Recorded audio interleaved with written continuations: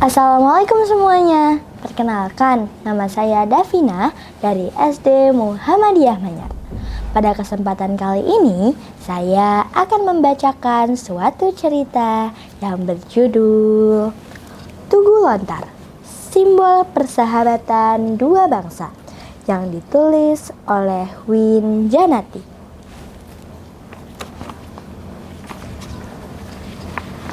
Di pagi yang cerah, Gracia dan ayah bersepeda mengelilingi kota.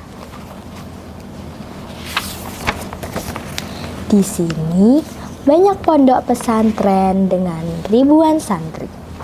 Karenanya Gresik disebut juga sebagai kota santri. Tiba di sebuah perempatan. "Ayah, itu bangunan apa?" tanya Gracia. "Oh, itu namanya Tugu Lontar," jawab ayah sambil mengerem sepedanya. "Kenapa namanya lontar ya? Seperti nama salah satu cabang olahraga, lontar martil?" tanya Gracia penasaran. "Dahulu, sebelum ada kertas, nenek moyang kita menggunakan daun lontar sebagai bahan naskah untuk surat menyurat antara raja atau menuliskan peristiwa-peristiwa penting," jelas ayah. Lontar pada saat itu menjadi simbol budaya literasi yang sangat tinggi. Sebagian orang Jawa menyebut lontar dengan rontal. Ron artinya daun dan tal atau ental adalah nama daun siwalan. Memang lontar berasal dari daun siwalan yang sudah diproses.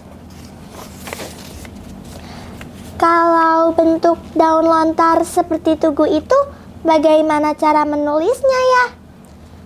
tanya Gracia bingung. "Coba Gracia foto dulu tugu itu.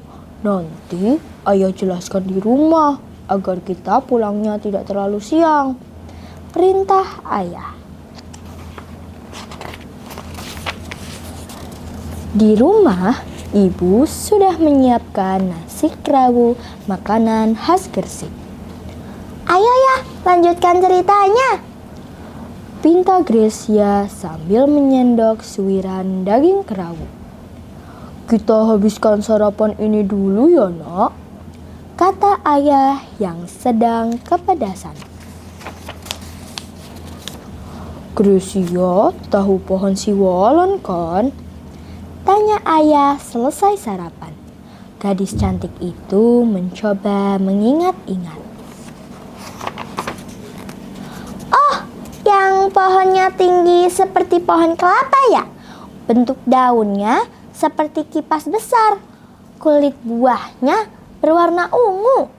Dan dalamnya seperti kolang-kaling besar. Benar kan ya?" Ayah mengangguk dan tersenyum. "Agar bisa menjadi media tulis, daun siwalan atau daun lontar tersebut harus diolah dahulu," lanjut ayah. "Yang pertama, cuci dan buang lidinya. Yang kedua, potong berbentuk persegi panjang. Dan yang ketiga, rendam pada ramuan alami agar awet. Yang keempat, jemur di bawah sinar matahari. Dan yang terakhir, sambil ditindih dengan sesuatu yang berat agar permukaannya rata." "Nulisnya pakai tinta ya?" Gracia semakin penasaran. "Bukan nak, nulisnya pakai pisau ukir. Jadi tulisan di lontar itu diukir, bukan sekedar tulis dengan tinta."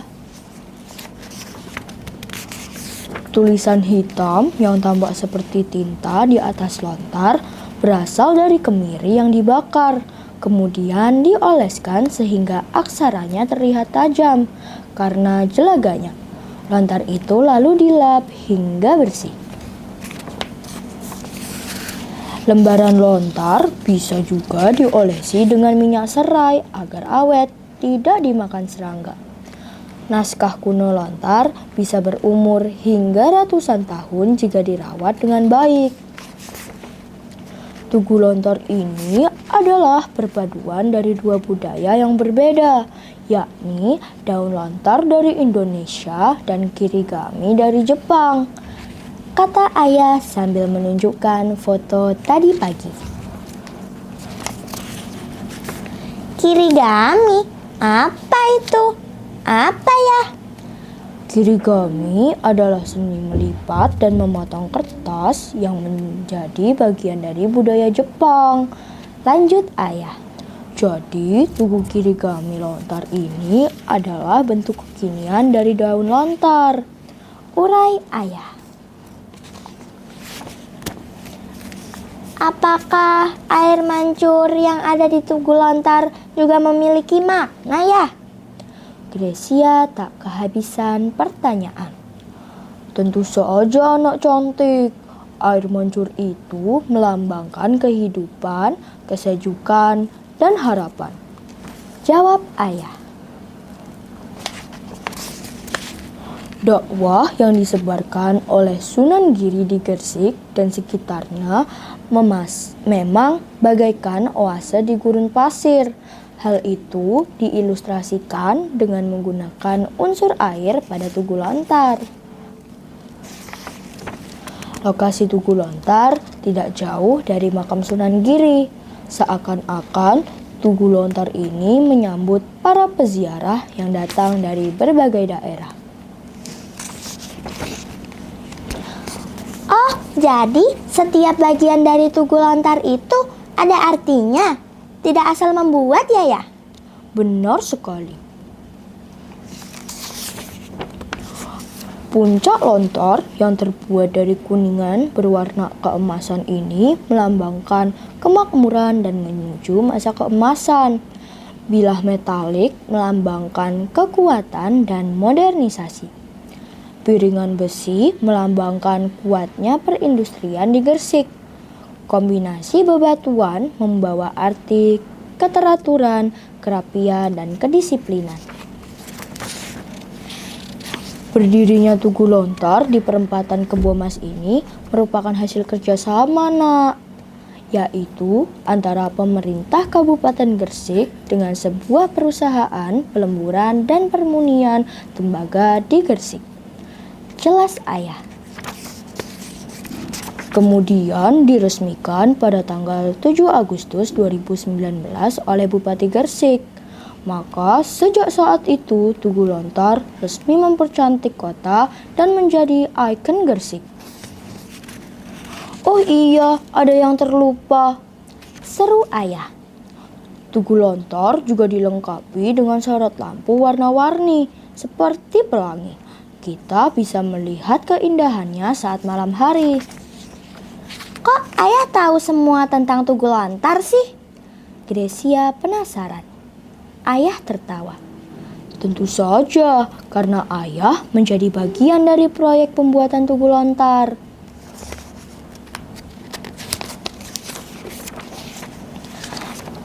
Mata Gracia berbinar.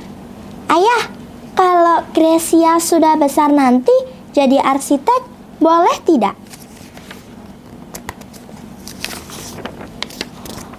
Tentu saja boleh sayang. Rajin belajar mulai sekarang ya. Ayah doakan cita-cita Gracia tercapai, kata ayah sambil mengecup kening Gracia. Selaksa doa mengalir dari lubuk hati terdalam ayah. Baik, sekian dari cerita Tugu Lontar. Terima kasih. Wassalamualaikum warahmatullahi wabarakatuh.